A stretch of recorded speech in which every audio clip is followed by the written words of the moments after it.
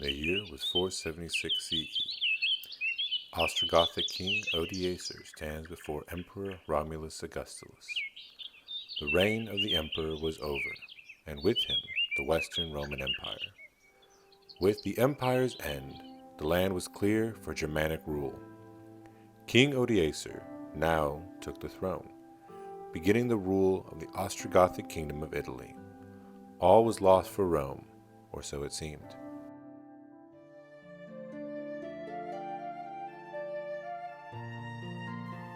This is Medieval Germanica, a podcast for history lovers with a medievalist soul, brought to you by your host, Brandon Foster.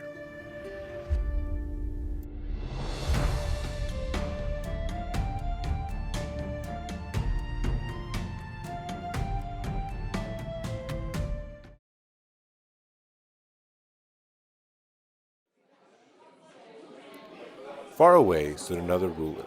Whether duke, king, or emperor, no one knows, but a leader nonetheless. Syagrius, lord of Soissons, tried to hold together the only piece of Roman land still standing. Lions around a lamb, so stood the Germanic kingdoms around the Kingdom of Soissons. Franks stood to the north, Burgundy to the east, Visigoths to the south, and Armorica to the west. There was nowhere to run, and allies were short. Before Syagrius' time, the kingdoms of Francia and Soissons were allied. The Salian chief Childeric of the Frankish kingdoms allied himself with Egidus, the father of Syagrius.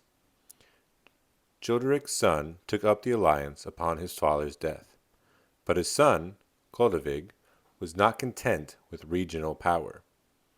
He wanted more. He wanted the crown. Syagrius was the official commander of Rome, but what happens when Rome is no more? That was Syagrius' dilemma, but it would not be his dilemma for long. For 20 years, he controlled Gaul. For 12 of those years, he had the power of Rome behind him, weakening and tottering on the edge of destruction, maybe, but the Roman name still had back some swords. The last 8 years of Syagrius' reign, Rome was gone. He no longer had the red eagle to back him up. The blue eagle in Constantinople was too far away, and too occupied with his own problems.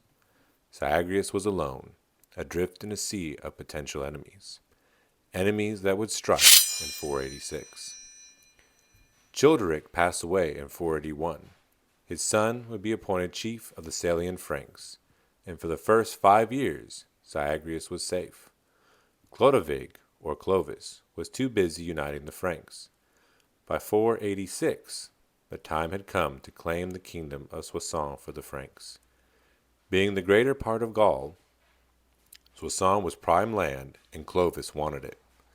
Clovis gathered his armies, along with those of his relative Ragnacar, and declared a time and place for Syagrius. At the Battle of Soissons, the armies lined up. Crows circled overhead, and the battle cry was sounded. One of Clovis's allies, Childeric, stood aloof, hoping to side with the victors, a slight Clovis would never forget. The battle wore on, and the bodies grew higher. Valhalla would admit many brave souls that day, but the battle was not on Syagrius' side.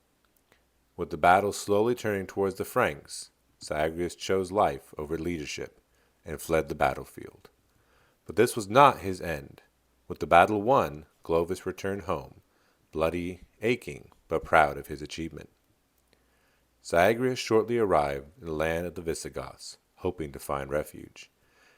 There were no friends of the Franks, but neither were they friends of the Romans. Out of the two, Rome was no threat, and the Franks were growing in power.